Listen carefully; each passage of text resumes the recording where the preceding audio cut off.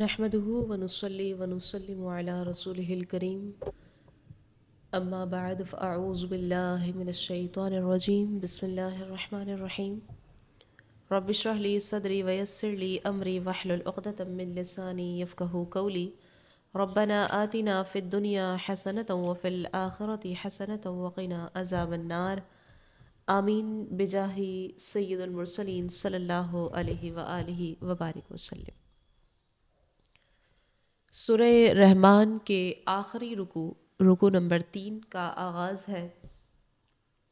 آیت نمبر 46 اور 47 میں فرمان ہے، اور جو اپنے رب کے حضور کھڑے ہونے سے ڈرے اس کے لیے 2 جنتیں ہیں، تو تم دونوں اپنے رب کی کون کون سی نعمتوں کو جھٹلاؤ گے۔ یہاں سے اللہ رب العزت نے وہ نعمتیں بیان فرمائی ہیں جو اس نے اپنی بارگاہ میں کھڑے ہونے سے ڈرنے والے متقی اور مومن بندوں کے لیے تیار فرمائی ہے۔ اس آیت کا ایک معنی یہ ہے کہ جسے دنیا میں قیامت کے دن اپنے رب کے حضور حساب کی جگہ میں حساب کے لیے کھڑے ہونے کا ڈر ہو اور وہ گناہوں کو چھوڑ دے اور فرائض کی بجا آوری کرے، تو اس کے لیے آخرت میں 2 جنتیں ہیں۔ اس معنی کی تائید اس آیت کریمہ سے بھی ملتی ہے۔ ارشاد باری تعالی ہے، اور وہ جو اپنے رب کے حضور کھڑے ہونے سے ڈرا اور نفس کو خواہش سے روکا تو بے شک جنت ہی ٹھکانہ ہے۔ دوسرا معنی یہ ہے کہ جو اس بات سے ڈرے کہ اس کے تمام اعمال اللہ جانتا ہے اور وہ اس کے اعمال کی نگرانی رکھتا ہے، اور اس خوف کی وجہ سے وہ بندہ گناہ چھوڑ دے تو اس کے لیے آخرت میں 2 جنتیں ہیں۔ اور اس معنی کی تائید اس آیت سے بھی ہوتی ہے، تو کیا وہ خدا جو ہر شخص پر اس کے اعمال کی نگرانی رکھتا ہے۔ اب 2 جنتوں سے مراد جنت عدن اور جنت نعیم ہے، اور 2 جنتیں ملنے کی وجوہات مفسرین نے مختلف بیان فرمائی ہیں۔ ایک جنت اللہ تبارک و تعالی سے ڈرنے کا صلہ ہے، اور ایک نفسانی خواہشات ترک کرنے کا صلہ ہے۔ ایک قول یہ ہے کہ ایک جنت اس کے درست عقیدہ رکھنے کا صلہ ہے، اور ایک جنت اس کے نیک اعمال کا صلہ ہے۔ تیسرا قول ہے کہ ایک جنت اس کے فرما برداری کرنے کا صلہ ہے، اور ایک جنت گناہ چھوڑ دینے کا صلہ ہے۔ ایک جنت ثواب کے طور پر ملے گی، اور ایک جنت اللہ کے فضل کے طور پر ملے گی، اور ایک قول ہے کہ ایک جنت اس کی رہائش کے لیے ہوگی، اور ایک جنت اس کی بیوی کی رہائش کے لیے ہوگی۔ تو اس آیت سے معلوم ہوا کہ اللہ رب العزت کا خوف بڑی اعلیٰ نعمت ہے۔ اللہ تعالی ہم سب مسلمانوں کو اپنا خوف نصیب کرے، آمین۔ اب یہاں پر امیر المومنین حضرت عمر فاروق رضی اللہ عنہ کے زمانہ مبارک میں ایک نوجوان کا جو واقعہ ہے وہ میں بیان کرنا چاہوں گی۔ آپ کے زمانے مبارک میں نوجوان ایک تھا جو بہت ہی متقی اور پرہیزگار عبادت گزار تھا، حتیٰ کہ حضرت عمر رضی اللہ عنہ بھی اس کی عبادت پر تعجب کیا کرتے تھے۔ وہ نوجوان نماز عشاء مسجد میں ادا کرنے کے بعد اپنے بوڑھے باپ کی خدمت کے لیے جایا کرتا تھا۔ راستے میں ایک خوبرو عورت اسے اپنی طرف بلاتی اور چھیڑتی تھی، لیکن یہ نوجوان اس پر توجہ دیے بغیر نگاہیں جھکائے گزر جایا کرتا تھا۔ آخرکار ایک دن وہ نوجوان شیطان کے ورغلانے اور اس عورت کی دعوت پر برائی کے ارادے سے اس کی جانب بڑھا، لیکن جب دروازے پر پہنچا تو اسے اللہ رب العزت کا یہی فرمان عالی شان یاد آ گیا۔ بے شک جب شیطان اس کی طرف سے پرہیزگاروں کو کوئی خیال آتا ہے تو وہ فوراً حکم خدا یاد کرتے ہیں، پھر اسی وقت ان کی آنکھیں کھل جاتی ہیں۔ اس آیت پاک کے یاد آتے ہی اس کے دل پر اللہ کا خوف اس قدر غالب ہوا کہ وہ بے ہوش ہو کر زمین پر گر گیا۔ جب یہ بہت دیر تک گھر پر نہ پہنچا تو اس کا بوڑھا باپ اسے تلاش کرتا ہوا وہاں پہنچا اور لوگوں کی مدد سے اسے اٹھوا کر گھر لے آیا۔ ہوش آنے پر باپ نے تمام واقعہ دریافت کیا۔ نوجوان نے پورا واقعہ بیان کر کے جب اس آیت پاک کا ذکر کیا تو ایک مرتبہ پھر اس پر اللہ کا شدید خوف غالب ہوا۔ اس نے ایک زوردار چیخ ماری اور اس کا دم نکل گیا۔ راتوں رات ہی اس کے غسل و کفن اور دفن کا انتظام کر دیا گیا۔ صبح جب یہ واقعہ حضرت عمر رضی اللہ عنہ کی خدمت میں پیش کیا گیا تو آپ اس کے باپ کے پاس تعزیت کے لیے تشریف لے گئے اور اس سے فرمایا کہ آپ نے ہمیں اطلاع کیوں نہیں دی تاکہ ہم بھی جنازے میں شریک ہو جاتے۔ اس نے عرض کی امیر المومنین، اس کا انتقال رات میں ہوا تھا اور آپ کے آرام کا خیال کرتے ہوئے بتانا مناسب معلوم نہ ہوا۔ آپ نے فرمایا کہ مجھے اس کی قبر پر لے چلو۔ وہاں پہنچ کر آپ نے یہ آیت کریمہ پڑھی، وَلِمَنْ خَافَ مَقَامَ رَبِّهِ جَنَّتَانِ، اور جو اپنے رب کے حضور کھڑے ہونے سے ڈرے اس کے لیے 2 جنتیں ہیں۔ تو قبر میں سے اس نوجوان نے جواب دیتے ہوئے کہا، یا امیر المومنین، بے شک میرے رب نے مجھے 2 جنتیں عطا فرمائی ہیں۔ سبحان اللہ۔ آخر میں فرمایا، فَبِأَيِّ آلَاءِ رَبِّكُمَا تُكَذِّبَانِ، اے جن و انسان کے گروہ، جب اللہ نے تمہارے اعمال کے ثواب کے لیے جنت بنائی ہے تو تم دونوں اپنے رب کی کون کون سی نعمتوں کو جھٹلاؤ گے؟ پھر آگے آیت نمبر 48 اور 49 میں فرمایا، شاخوں والی ہے تو تم دونوں اپنے رب کی کون کون سی نعمتوں کو جھٹلاؤ گے؟ یہاں سے ان 2 جنتوں کے اوصاف بیان کیے جا رہے ہیں۔ فرمایا کہ ان جنتوں کا ایک وصف یہ ہے کہ وہ دونوں جنتیں پھلوں سے لدی ہوئی شاخوں والی ہیں اور ہر شاخ میں قسم قسم کے میوے ہیں۔ فَبِأَيِّ آلَاءِ رَبِّكُمَا تُكَذِّبَانِ، اے جن اور انسان کے گروہ، اطاعت گزاروں کو ایسا ثواب دے کر اللہ نے جن تم پر انعام فرمایا، تم ان میں سے تم دونوں اپنے رب کی کون کون سی نعمتوں کو جھٹلاؤ گے؟ آیت نمبر 50 اور 51 میں فرمایا، ان میں 2 چشمے بہہ رہے ہیں تو تم دونوں اپنے رب کی کون کون سی نعمتوں کو جھٹلاؤ گے؟ یہاں ان جنتوں کا ایک اور وصف بیان ہوا کہ ان میں سے ہر ایک جنت میں صاف اور میٹھے پانی کے 2 چشمے بہہ رہے ہیں۔ ان میں سے ایک کا نام تسنیم اور دوسرے کا نام سلسبیل ہے۔ بعض مفسرین نے فرمایا کہ ایک چشمہ خراب نہ ہونے والے پانی کا ہے اور ایک چشمہ ایسی شراب کا ہے جو پینے والوں کے لیے لذت بخش ہے۔ فَبِأَيِّ آلَاءِ رَبِّكُمَا تُكَذِّبَانِ، اے جن اور انسان کے گروہ، اللہ تعالیٰ نے تمہیں یہ چشمے عطا کر کے تمہاری نعمت میں اضافہ فرمایا تو تم اس کی قدرت اور نعمت کا انکار کیسے کر سکتے ہو، اور تم دونوں اپنے رب کی کون کون سی نعمتوں کو جھٹلاؤ گے؟ آیت نمبر 52 اور 53 میں فرمایا، ان دونوں جنتوں میں ہر پھل کی 2 قسمیں ہیں تو تم دونوں اپنے رب کی کون کون سی نعمتوں کو جھٹلاؤ گے؟ 2 قسموں سے مراد یہ ہے کہ بعض وہ پھل ہیں جو دنیا میں دیکھے گئے اور بعض وہ عجیب و غریب پھل ہیں جو اس سے پہلے نہ کبھی کسی نے دیکھے، یا اس سے مراد یہ ہے کہ بعض پھل خشک ہیں اور بعض تر ہے، یا یہ مراد ہے کہ بعض پھل خالص میٹھے ہیں اور بعض ترشی کی طرف مائل ہیں۔ فَبِأَيِّ آلَاءِ رَبِّكُمَا تُكَذِّبَانِ، اے جن اور انسان کے گروہ، تم ان لذیذ نعمتوں میں سے اپنے رب کی کون کون سی نعمتوں کو جھٹلاؤ گے؟ آیت نمبر 54 اور 55 میں فرمایا، جنتی ایسے بچھونوں پر تکیہ لگائے ہوئے ہوں گے جن کے اندرونی حصے موٹے ریشم کے ہیں اور دونوں جنتوں کے پھل جھکے ہوئے ہوں گے تو تم دونوں اپنے رب کی کون کون سی نعمتوں کو جھٹلاؤ گے؟ یعنی جنتی لوگ بادشاہوں کی طرح آرام اور راحت سے ایسے بچھونوں پر ٹیک لگا کر بیٹھے ہوئے ہوں گے جن کے اندرونی حصے موٹے ریشم ہوں گے۔ حضرت عبداللہ بن مسعود اور حضرت ابو ہریرہ رضی اللہ عنہ فرماتے ہیں کہ جب اس بچھونے کے اندرونی حصے کا یہ حال ہے تو ظاہری حصے کا کیا حال ہوگا؟ حضرت عبداللہ بن عباس رضی اللہ عنہما فرماتے ہیں، اللہ تعالیٰ نے ان بچھونوں کے اندرونی حصے کا حال تو بیان کر دیا لیکن ظاہری حصے کا بیان نہیں کیا، کیونکہ زمین میں کوئی ایسی چیز ہے ہی نہیں جس سے ان کے ظاہری حصوں کا حال پہچانا جا سکے۔ پھر فرمایا، وَجَنَى الْجَنَّتَيْنِ دَانٍ، اور دونوں جنتوں کا پھل جھکا ہوا ہے، یعنی ان دونوں جنتوں کا پھل اتنا قریب ہوگا کہ کھڑا بیٹھا لیٹا ہر شخص اسے چن لے گا، جبکہ دنیا کے پھلوں میں یہ خاصیت نہیں ہے۔ حضرت عبداللہ بن عباس رضی اللہ عنہ فرماتے ہیں کہ درخت اتنا قریب ہوگا کہ اللہ کے پیارے بندے کھڑے یا بیٹھے جیسے چاہیں گے اس کا پھل چن لیں گے۔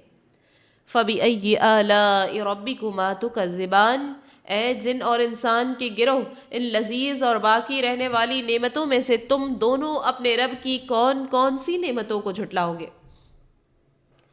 आयत नंबर 56 और 57 में फरमाया, इन जन्नतों में वो औरतें हैं कि शौहर के सिवा किसी को आँख उठाकर नहीं देखती, जिन्हें उनके शौहरों से पहले न किसी आदमी ने छुआ और न किसी जिन ने। तो तुम दोनों अपने रब की कौन कौन सी नेमतों को छुटलाओगे।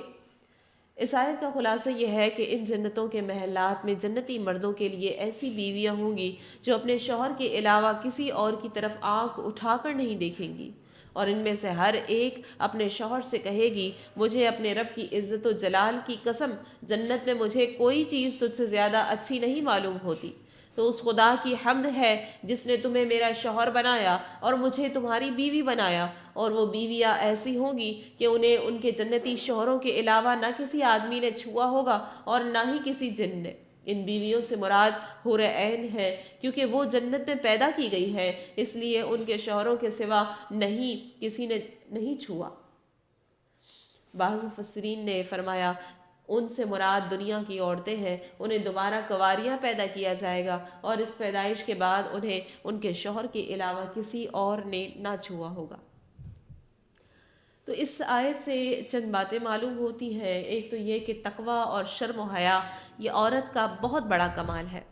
दूसरा ये कि अजनबी औरत का मुत्तकी परहेज़गार मर्द से भी पर्दा है, क्योंकि जन्नत में सब मुत्तकी होंगे मगर इनसे भी पर्दा होगा। ये भी मालूम हुआ कि पर्दा अल्लाह की वो नेमत है जो जन्नत में भी होगी। ये भी मालूम हुआ कि हूरें पैदा हो चुकी हैं और जन्नत की तमाम नेमतों की तरह वो भी मौजूद हैं। और हज़रत आदम अलैहिस्सलाम अगरचे जन्नत में रहे और वहाँ की नेमतें खाई, मगर आप अलैहिस्सलाम हूरों की तरफ माइल ना हुए, क्योंकि हूरें सिर्फ जज़ा के तौर पर मिलेंगी। फ़बिअय्यि आलाइ रब्बिकुमा तुकज़्ज़िबान, ए जिन और इंसान के गिरोह, अल्लाह ताला ने तुम्हारी तबीयत के मुआफिक तुम्हारे लिए बीवियाँ बनाई और वो तुम्हारे अलावा किसी और की तरफ नहीं देखती। तो तुम अल्लाह रब्बुल इज़्ज़त का इनकार किस तरह करते हो, और तुम दोनों अपने रब की कौन कौन सी नेमतों को झुटलाओगे। आगे आयत में फरमाया, गोया वो लाल और मरजान मोती है, तो तुम दोनों अपने रब की कौन कौन सी नेमतों को छुटलाओगे। यानी जन्नती हुरे सफाई और खुश रंगी में लाल और मूंगे पत्थर की तरह है। फिर फरमाया, फ़बिअय्यि आलाइ रब्बिकुमा तुकज़्ज़िबान, ए जिन और इंसान के गिरोह, अल्लाह ताला ने तुम्हारी निगाहों की लज्जत उन हूरों को देखने में रखी, तो तुम अल्लाह की वहदानियत और उसकी नेमत का इनकार किस तरह कर सकते हो, और तुम दोनों अपने रब की कौन कौन सी नेमतों को झुटलाओगे। आयत नंबर 60 और 61 में फरमाया, नेकी का बदला नेकी है, तो तुम दोनों अपने रब की कौन कौन सी नेमतों को झुटलाओगे। यानी जो क़यामत के दिन अल्लाह की बारगाह में खड़े होने से डरा और दुनिया में उसने अच्छे अमल किए और अपने रब ताला की फर्मा बरदारी की, तो आखिरत में अल्लाह ताला उसके साथ इस तरह एहसान फरमाएगा कि उसे उसकी दुनियावी नेकियों पर वो जज़ा अता फरमाएगा जो इन आयात में बयान हुई। हज़रत अब्दुल्ला बिन अब्बास रज़ियल्लाहु अन्हुमा फरमाते हैं कि जो ला इलाहा इल्लल्लाह का कायल हो और नबी अकरम सल्लल्लाहु अलैहि वसल्लम की शरीयत पर आमिल हो, तो उसकी जज़ा जन्नत है। फ़बिअय्यि आलाइ रब्बिकुमा तुकज़्ज़िबान, ए जिन और इंसान के गिरोह, तुम अपने रब की नेमत का इनकार किस तरह कर सकते हो। फिर अगली आयत में फरमाया, वो दोनों जन्नतें निहायत सब्ज़ दरख्तों की वजह से स्याही की झलक दे रही है, तो तुम दोनों अपने रब की कौन कौन सी नेमतों को झुटलाओगे। इस आयत में उन जन्नतों का वस्फ बयान किया गया है कि उनके दरख्तों के पत्ते इतने सब्ज़ हैं कि वो स्याही की झलक दे रहे हैं। ये इंतहाई खुशनुमा रंग है और नूर नज़र के लिए बहुत मुफीद है।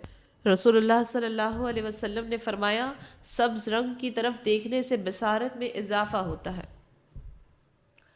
फ़बिअय्यि आलाइ रब्बिकुमा तुकज़्ज़िबान, ए जिन और इंसानों के गिरोह, अल्लाह तबारक व तआला ने तुम्हारे लिए सब्ज़ जन्नतें बनाई, क्योंकि सब्ज़ रंग की तरफ देखने से बसारत में इजाफ़ा होता है, तो तुम उसकी वहदानियत का इनकार किस तरह कर सकते हो।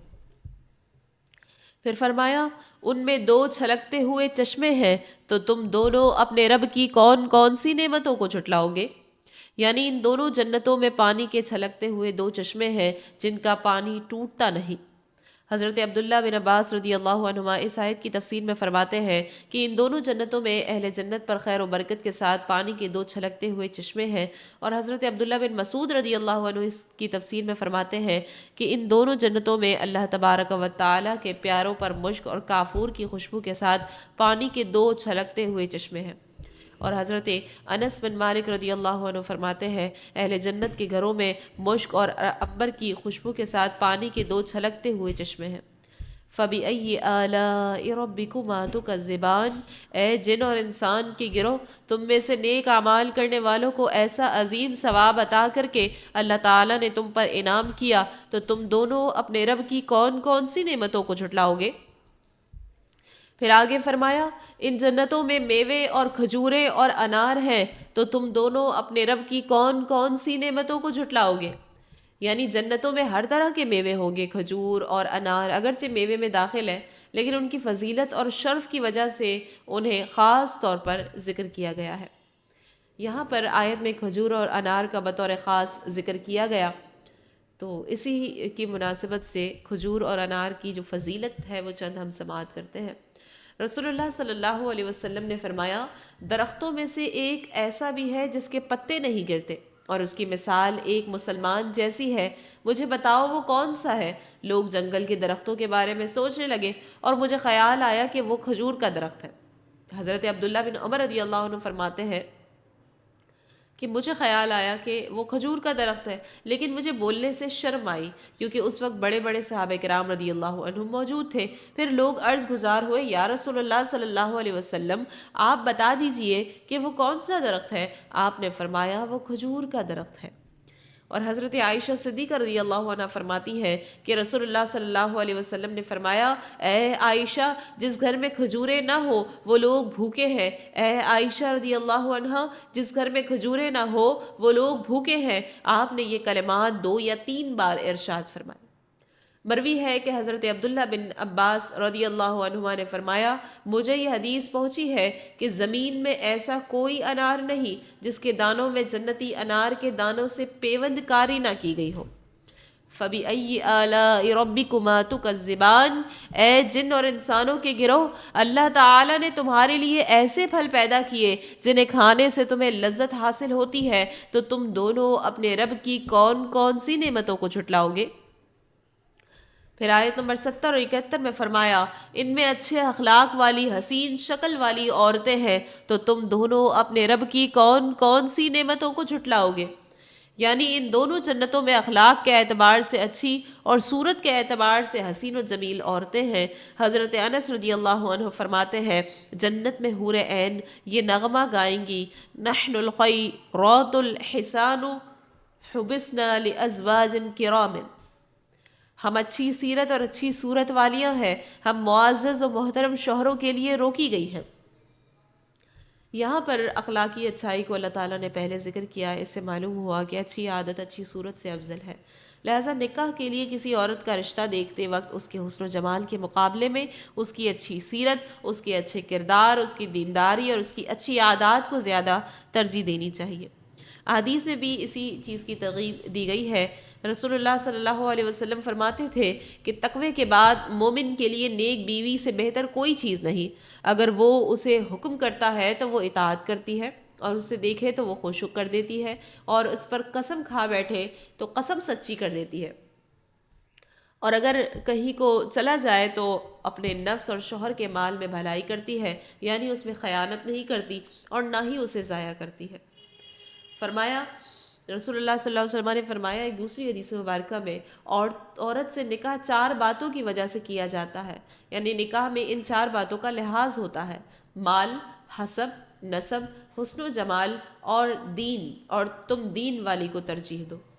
رسول کریم صلی اللہ علیہ وسلم نے فرمایا جو کسی عورت سے اس کی عزت کی وجہ سے نکاح کرے گا اللہ تعالیٰ اس کی ذلت میں اضافہ کرے گا، اور جو کسی عورت سے اس کے مال کے سبب نکاح کرے گا اللہ اس کی محتاجی ہی بڑھائے گا، اور جو کسی عورت سے اس کے حسب کی بنا پر نکاح کرے گا تو اللہ تعالیٰ اس کی کمتری میں اضافہ فرمائے گا، اور جو اس لیے نکاح کرے گا کہ ادھر ادھر نگاہ نہ اٹھے اور پاک دامنی حاصل ہو یا صلہ رحم کرے، تو اللہ تعالیٰ اس مرد کے لیے اس عورت میں برکت دے گا اور عورت کے لیے مرد میں برکت دے گا۔ فَبِأَيِّ آلَاءِ رَبِّكُمَا تُكَذِّبَانِ، اے جن اور انسان کے گروہ، اللہ تعالیٰ نے تمہارے سامنے جنتی عورتوں کے اوصاف بیان کر کے تم پر انعام فرمایا، تو تم دونوں اپنے رب کی کون کون سی نعمتوں کو جھٹلاؤ گے؟ پھر آگے آیت میں فرمایا خیموں میں پردہ نشین حوریں ہیں، تو تم دونوں اپنے رب کی کون کون سی نعمتوں کو جھٹلاؤ گے؟ ارشاد فرمایا کہ ان جنتوں میں خیموں میں پردہ نشین حوریں ہیں جو کہ اپنی شرافت اور کرامت کی وجہ سے ان خیموں سے باہر نہیں نکلتی۔ نبی کریم صلی اللہ علیہ وسلم نے فرمایا اگر جنتی عورتوں میں سے زمین کی طرف کسی ایک کی نظر جھلک پڑ جائے تو آسمان و زمین کے درمیان کی تمام فضا روشن ہو جائے اور خوشبو سے بھر جائے۔ اور ایک دوسری حدیث کریمہ میں آپ صلی اللہ علیہ وسلم نے فرمایا مومن کے لیے جنت میں ایک کھوکھلے موتی کا خیمہ ہوگا، اس کی لمبائی 60 میل ہوگی، مومن کے اہل خانہ بھی اس میں رہیں گے، مومن ان کے پاس حق زوجیت ادا کرنے کے لیے چکر لگائے گا اور ان میں سے بعض کو نہیں دیکھ سکیں گے۔ فَبِأَيِّ آلَاءِ رَبِّكُمَا تُكَذِّبَانِ، اے جن اور انسان کے گروہ، اللہ نے وہ نعمتیں پیدا فرمائی جو تمہارے لیے پردہ نشین اور دوسروں سے چھپی ہوئی ہے، تو تم دونوں اپنے رب کی کون کون سی نعمتوں کو جھٹلاؤ گے؟ پھر اگلی آیت میں فرمایا ان کے شوہروں سے پہلے انہیں نہ کسی آدمی نے چھوا اور نہ کسی جن نے، تو تم دونوں اپنے رب کی کون کون سی نعمتوں کو جھٹلاؤ گے؟ یعنی جیسے ان دو جنتوں کی حوریں اپنے جنتی شوہروں کے علاوہ جنوں انس کے چھونے سے محفوظ تھیں، ایسے ہی ان دونوں جنتوں کی حوریں بھی محفوظ ہیں، لہٰذا اس آیت میں تکرار نہیں۔ فَبِأَيِّ آلَاءِ رَبِّكُمَا تُكَذِّبَانِ، اے جن اور انسان کے گروہ، اللہ نے تمہارے لیے جنت میں وہ نعمتیں تیار کی جنہیں نہ کسی آنکھ نے دیکھا، نہ کسی کان نے سنا اور نہ کسی انسان کے دل پر ان کا خیال گزرا، تو تم دونوں اپنے رب کی ان نعمتوں کو جھٹلاؤ گے یا ان کے علاوہ دوسری نعمتوں کو جھٹلاؤ گے؟ پھر آگے فرمایا یعنی سبز قالینوں اور انتہائی خوبصورت بچھونوں پر تکیہ لگائے ہوئے ہوں گے، تو تم دونوں اپنے رب کی کون کون سی نعمتوں کو جھٹلاؤ گے؟ اللہ تعالیٰ کے حضور کھڑے ہونے سے ڈرنے والوں کو جو 2 جنتیں عطا ہوں گی، ان کے جنتی بچھونوں کا ظاہری حال بیان نہیں کیا گیا جیسا کہ آیت نمبر 54 میں گزرا، کیونکہ ان بچھونوں کی شان بہت بلند ہے اور ان کا ظاہری حال عقل اور فہم کے ادراک سے باہر ہے، جبکہ دوسری 2 جنتوں میں اہل جنت کو جو بچھونے عطا ہوں گے ان کا ظاہری حال یہاں بیان کر دیا گیا ہے کہ وہ سبز اور منقش ہوں گے، اور اس سے جو ہے ان بچھونوں میں فرق ظاہر ہو رہا ہے۔ فَبِأَيِّ آلَاءِ رَبِّكُمَا تُكَذِّبَانِ، اے جن اور انسانوں کے گروہ، تمہارے رب کے علاوہ تم پر کوئی احسان فرمانے والا نہیں، تو تم دونوں اپنے رب کی کون کون سی نعمتوں کو جھٹلاؤ گے؟ پھر آخری آیت میں فرمایا تمہارے رب کا نام بڑی برکت والا ہے جو عظمت اور بزرگی والا ہے۔ تبارک اسم ربک، اس آیت میں اس بات کی طرف اشارہ ہے کہ صرف اللہ رب العزت کی ذات ہی باقی رہے گی اور دنیا کی تمام نعمتیں فانی ہیں، اور اللہ تعالیٰ نے اپنی عظمت اور بزرگی بیان فرما کر آخرت کی نعمتوں کے بیان کا اختتام فرمایا۔ حضرت ثوبان رضی اللہ عنہ فرماتے ہیں کہ رسول اللہ صلی اللہ علیہ وسلم نماز سے فارغ ہونے کے بعد 3 بار استغفار کرتے اور فرماتے اللہم انت السلام ومنک السلام وتبارکت ذی ذی الجلال والاکرام، یعنی اے اللہ تو سلام ہے اور تجھ سے سلامتی ہے اور تو برکت والا ہے، اے جلالت اور بزرگی والے۔ اور یہاں پر اس آیت مبارکہ پر سورہ رحمان کا 3 رکوع جو کہ آخری رکوع ہے اپنے اختتام کو پہنچا۔